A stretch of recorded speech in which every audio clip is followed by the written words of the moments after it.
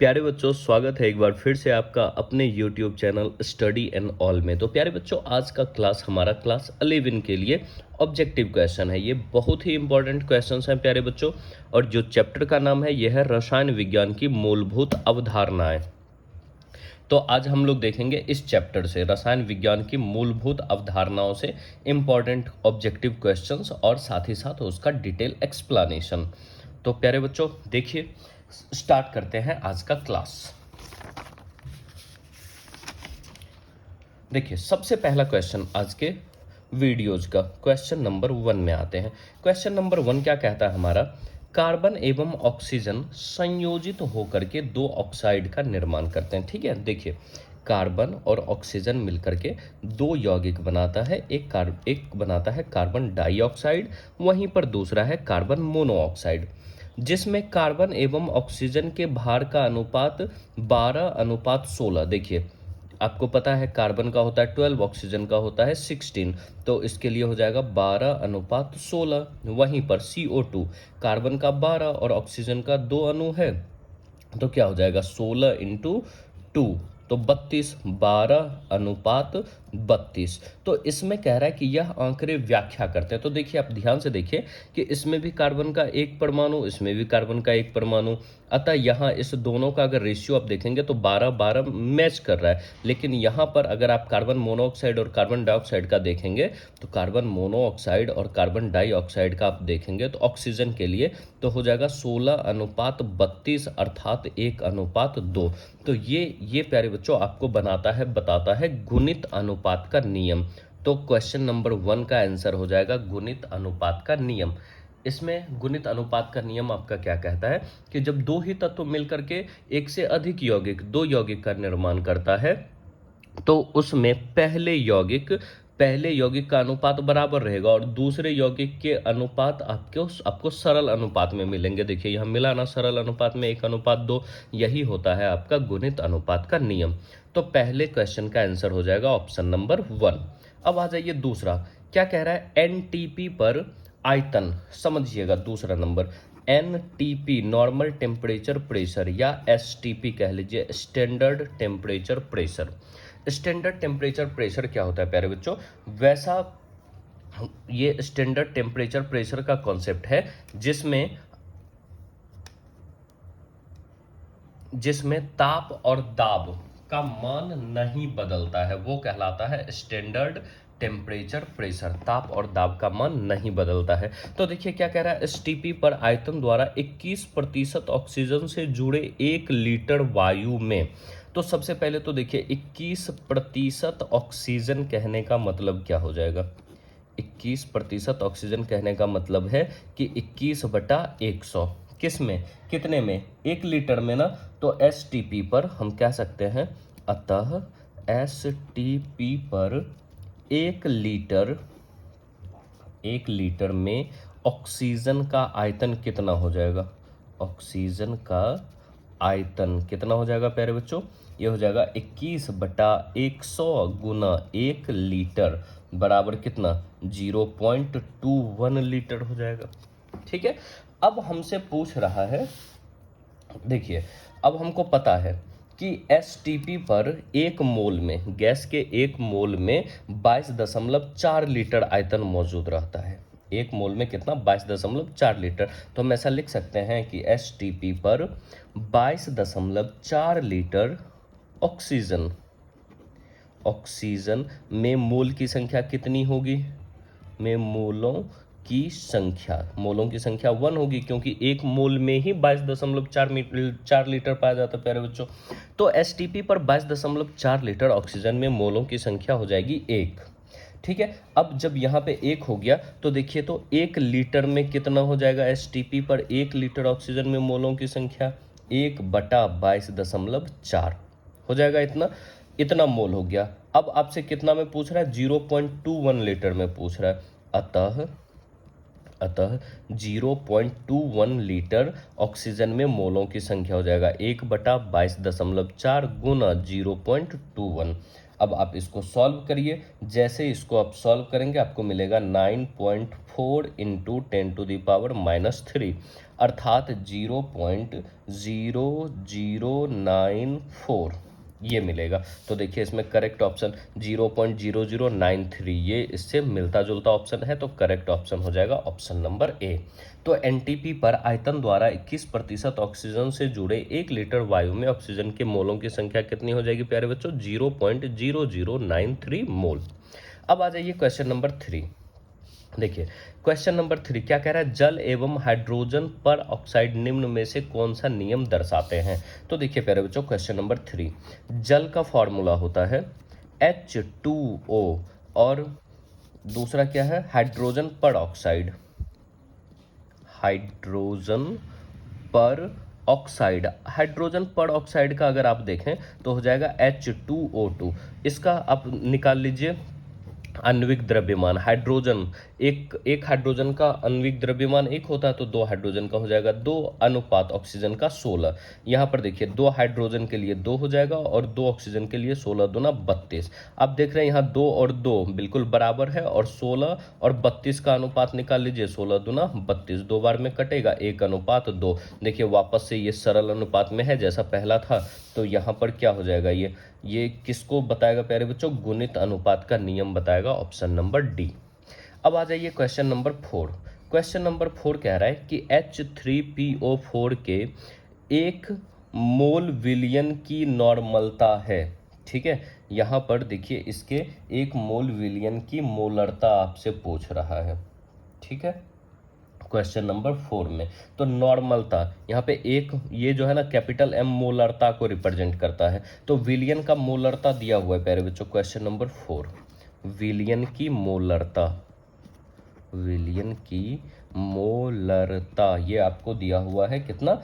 1 ठीक है। तो यहाँ आपसे पूछ रहा है नॉर्मलता। तो देखिए नॉर्मलता के लिए फॉर्मूला होता है मोलरता, मोलरता जो कैपिटल M में वैल्यू दिया हुआ है गुना N कारक, N कारक।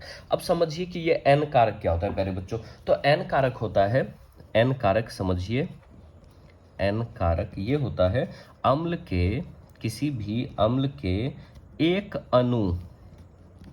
अणु में उपस्थित H प्लस आयन की संख्या, H प्लस आयन की संख्या को N कारक अथवा क्षारकता कहते हैं। N कारक या क्षारकता कहते हैं। तो ये जो आपका फॉर्मूला है नॉर्मलता के लिए, नॉर्मलता बराबर मोलरता इनटू N कारक। तो N कारक आपका क्षारकता भी होता है। तो देखिए यहाँ पर इसको अगर हम सॉल्व करेंगे तो कैसे सॉल्व होगा?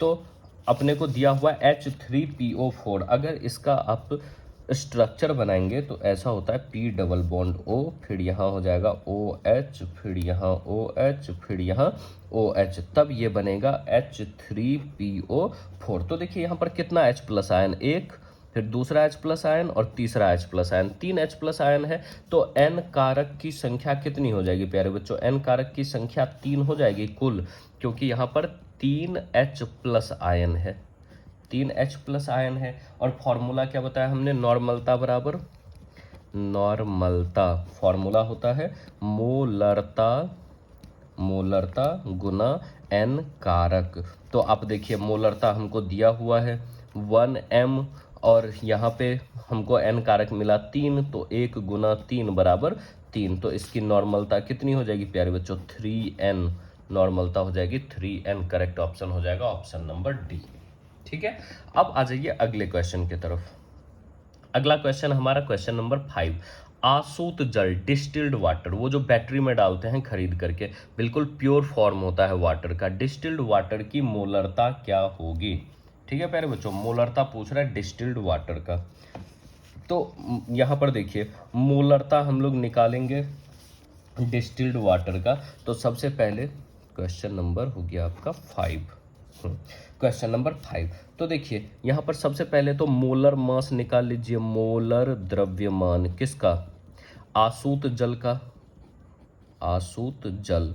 तो आसुत जल फॉर्मूला तो वही होगा H2O। H2O निकालिए, इसका हाइड्रोजन के लिए 2 और ऑक्सीजन के लिए 2 प्लस ऑक्सीजन के लिए 16 इक्वल टू कितना हो जाएगा 18। ठीक है, अब यहाँ जो हमको निकालना है ये 1000 ग्राम द्रव्यमान में निकालेंगे, 1000 ग्राम द्रव्यमान में, क्योंकि अगर आप वाटर का घनत्व देखें, जल का घनत्व तो क्या होता है 1 kg प्रति लीटर होता है ना भाई, 1 kg density of water 1 kilogram प्रति लीटर होता है। तो यहाँ पे 1 किलोग्राम अर्थात 1000 ग्राम द्रव्यमान देखेंगे, 1 किलोग्राम मतलब 1000 द्रव्यमान। तो इस कंडीशन में जब आप 1 किलोग्राम जल का मोलरता ज्ञात करेंगे तो फॉर्मूला यूज होगा इसके लिए, जल का द्रव्यमान बटा इसका मोलर द्रव्यमान, मोलर द्रव्यमान। तो देखिए जल का द्रव्यमान कितना है प्यारे बच्चों 1000 है, और यहाँ पे मोलर द्रव्यमान कितना है 18। अब आप जब इसको भाग देंगे 1000 में 18 से तो आपको मिलेगा 55.55, ये मिलता जाएगा, यही होगा आपका मोलरता। ठीक है, यही हो जाएगा आपका मोलरता 1 किलोग्राम जल के लिए, आसुत जल के लिए 55.56 करेक्ट ऑप्शन हो जाएगा ऑप्शन नंबर ए। अब आ जाइए 6 में, क्या कहता है एक परमाणविक इकाई जिसको AMU भी बोलते हैं, एटॉमिक मास यूनिट, इसको क्या बोलेंगे एटॉमिक मास यूनिट का मान होता है कितना मेगा इलेक्ट्रॉन वोल्ट होता है। तो प्यारे बच्चों इसका होता है आपका 931 मेगा इलेक्ट्रॉन वोल्ट, एक परमाणविक इकाई AMU का मान 931 मेगा इलेक्ट्रॉन वोल्ट होता है। तो करेक्ट ऑप्शन हो जाएगा ऑप्शन नंबर सी। अब आ जाइए क्वेश्चन नंबर 7, कह रहा है कि Mg किस ब्लॉक का तत्व है। प्यारे बच्चों अगर आप देखेंगे तो आपका S ब्लॉक में बेटा मांगे कार स्कूटर बाप राजी, ये जो है ना आपका S block Mg S block का है। तो करेक्ट ऑप्शन हो जाएगा option number A, S block के दूसरे वर्ग का तत्व है। ठीक है, S ब्लॉक, ये हो गया क्वेश्चन नंबर 7। अब आ जाइए अगले क्वेश्चन की तरफ।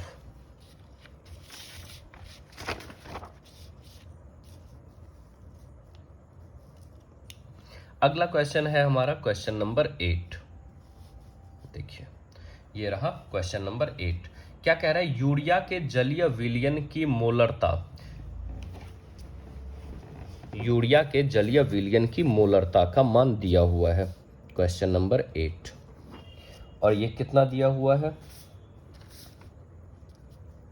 यूरिया के जलीय विलयन की मोलरता कैपिटल M का वैल्यू 4.44 मोल प्रति किलोग्राम, ये दिया हुआ है। आपसे पूछ रहा है कि विलयन में यूरिया का मोल प्रभाज क्या होगा। देखिए मोल प्रभाज आपसे पूछ रहा है, ठीक है प्यारे बच्चों, मोल प्रभाज। तो मोल प्रभाज को x से रिप्रेजेंट करते हैं, और किसका पूछ रहा है यूरिया का पूछ रहा है, तो XU हम कर लेंगे मोल प्रभाज यूरिया का। तो मोल प्रभाज यूरिया का इसको निकालने के लिए हमको फॉर्मूला होगा यूरिया के मोल की संख्या,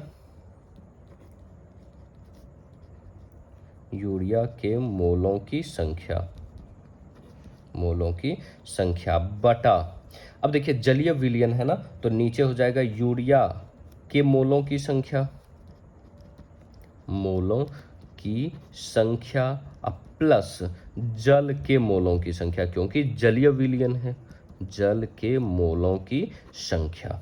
ठीक है प्यारे बच्चों, अब इसको अगर हम सॉल्व करते हैं तो देखिए जल के मोलों की संख्या कितना होता है, जल के मोलों की संख्या NW कर लें तो 1000 ग्राम जल बटा जल का मोलर द्रव्यमान कितना होता है 18 बराबर 55.55 ये होता है। तो यहाँ पर यूरिया के मोलों की संख्या देख लीजिए, ये आपको दिया हुआ है 4.44, तो यहाँ पर 4.44 अपॉन 4.44 प्लस जल के लिए 55.55, इसको जब आप सॉल्व करेंगे तो मिलेगा 0.074। ठीक है प्यारे बच्चों 0.074, देखिए करेक्ट ऑप्शन हो जाएगा ऑप्शन नंबर ए, कौन से क्वेश्चन के लिए? क्वेश्चन नंबर 8 के लिए। अब आ जाइए क्वेश्चन नंबर 9। क्वेश्चन नंबर 9 क्या कह रहा है? एवोगाद्रो संख्या अणुओं की वह संख्या है जो उपस्थित होती है। तो समझिए एवोगाद्रो संख्या क्या है प्यारे बच्चों। एवोगाद्रो संख्या,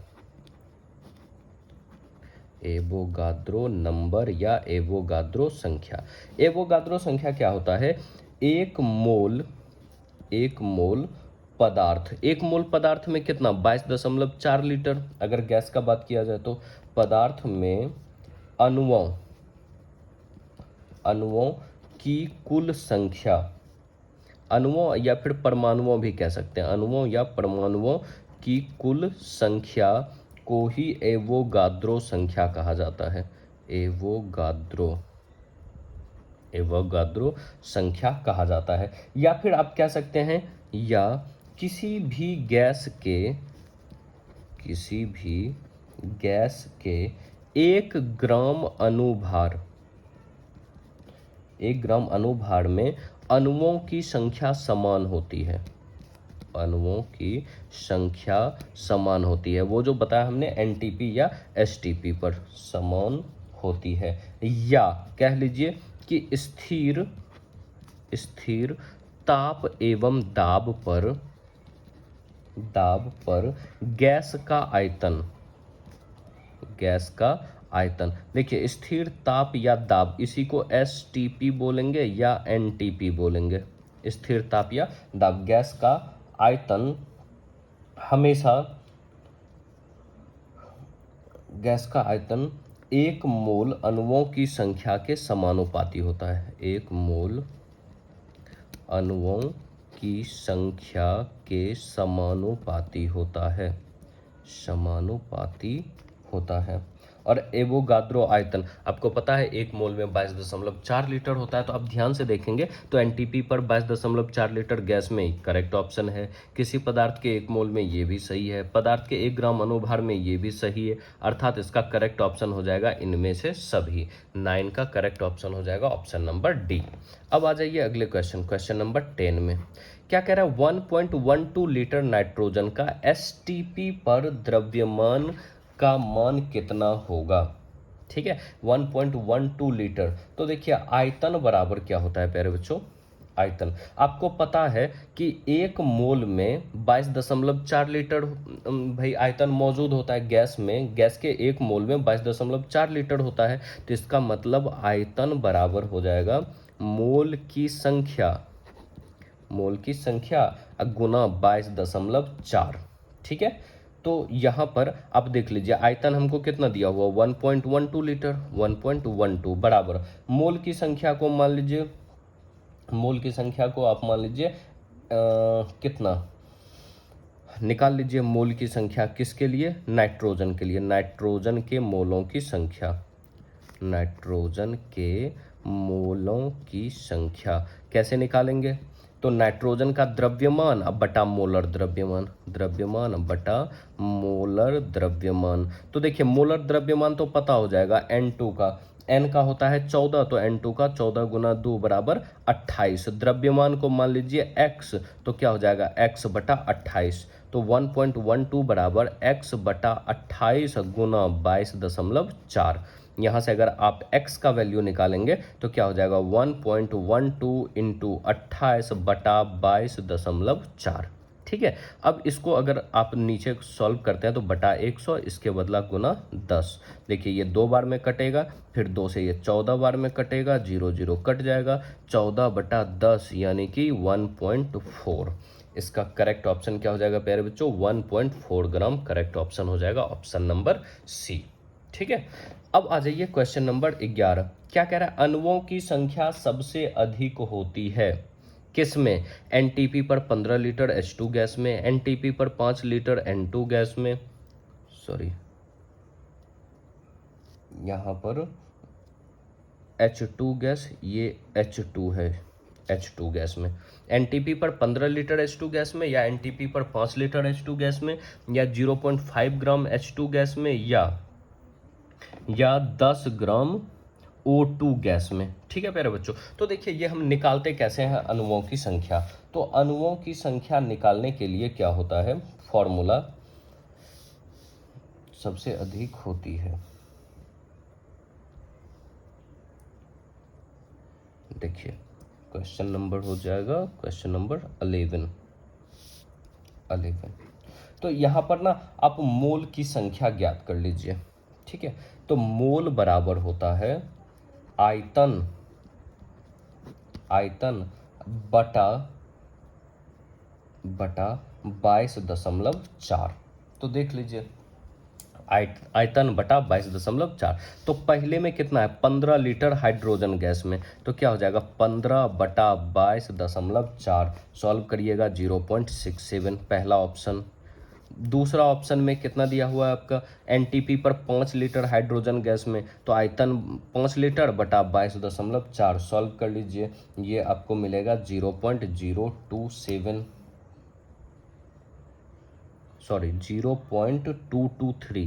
0.223 ये दूसरे का। तीसरे का सॉल्व कर लीजिए। अब देखिए तीसरा में ना आपका ग्राम में दिया हुआ है। तीसरा 0.5 ग्राम, यहाँ तो लीटर था, यहाँ द्रव्यमान में आ गया।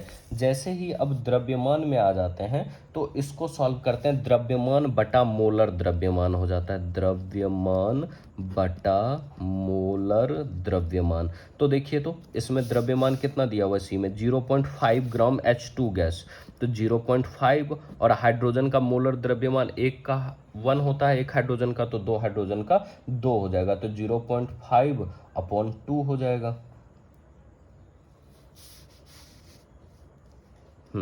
0.5/2 हो जाएगा, तो कितना हो जाएगा 0.25। और फिर ऑप्शन नंबर डी देखिए, ऑप्शन नंबर डी आपका क्या कह रहा है 10 ग्राम O2 गैस में, तो द्रव्यमान बटा मोलर द्रव्यमान 10 बटा ऑक्सीजन का होता है 16 दूना 32, 10 में से 32 से भाग दे लीजिए आप, तो कितना हो जाएगा 0.33 समथिंग ये आएगा। तो अगर आप ध्यान से देखें तो एक वैल्यू मिलता है 0.33, 0.25, 0.223 और 0.67। तो सबसे ज़्यादा वैल्यू किसका है प्यारे बच्चों, ऑप्शन नंबर ए का। तो एनटीपी पर 15 लीटर H2 गैस, ये हो जाएगा आपका करेक्ट ऑप्शन 11 नंबर। अब आ जाइए क्वेश्चन नंबर 12 में। क्वेश्चन नंबर 12 क्या कह रहा है 2.0 मोलल विलयन तब बनता है जब 0.5 मोल विलेय घोला जाता है कितने विलायक में। ठीक है, तो यहाँ पर आपसे पूछ रहा है 2.0 मोलल विलयन तब बनता है जब 0.5 मतलब मोललता आपको दिया हुआ है क्वेश्चन नंबर 12 में, मोललता कितना 2.0 और मोल की संख्या दिया हुआ है 0.5। तो आपसे पूछा जाता है कि कितना विलायक। तो देखिए मोललता बराबर फॉर्मूला होता है प्यारे बच्चों, मोललता क्या होता है विलेय के मोल बटा विलायक का भार, विलेय का मोल बटा विलायक का भार। तो इस तरह से देखिए हमको क्या निकालना है, विलायक का भार निकालना है ना, तो विलायक का भार ज्ञात करने के लिए क्या हो जाएगा विलेय के मोल बटा मोललता, देख लीजिए क्रॉस मल्टीप्लिकेशन मोललता, इसके नीचे नहीं कुछ है तो 1 कोना कोनी गुना कर लीजिए। तो इस तरह से विलायक का भार क्या मिल जाएगा विलेय का मोल बटा मोललता। विलेय का मोल कितना 0.5 और मोललता कितना है 2.0, ये देखिए कैंसिल हो जाएगा। इसको सॉल्व करेंगे तो आपको मिलेगा 0.25 किलोग्राम। अगर इसको ग्राम में बदलेंगे तो 0.25 इंटू 1000, इसके बदला में नीचे 100, 2 जीरो कटेगा, 250 ग्राम हो जाएगा। देखिए 250 ग्राम विलायक करेक्ट ऑप्शन हो जाएगा ऑप्शन नंबर ए। अगला क्वेश्चन है प्यारे बच्चों क्वेश्चन नंबर 13, द्रव्य संरक्षण का नियम निम्न में से किसने दिया। देखिए द्रव्य संरक्षण का नियम 1756 में रशियन वैज्ञानिक लोमोनोसोव ने दिया था, लेकिन यहाँ पे अगर लोमोनोसोव नहीं है ऑप्शन में, Lavoisier, Joseph Louis Proust, John Dalton और गै लुसेक, तो इसमें करेक्ट ऑप्शन हो जाएगा लेवाइसिए, जिसको आधुनिक केमिस्ट्री का जन्मदाता या जनक कहा जाता है। तो इन्होंने द्रव्य संरक्षण के बारे में सबसे पहले बताया था। तो 13 का करेक्ट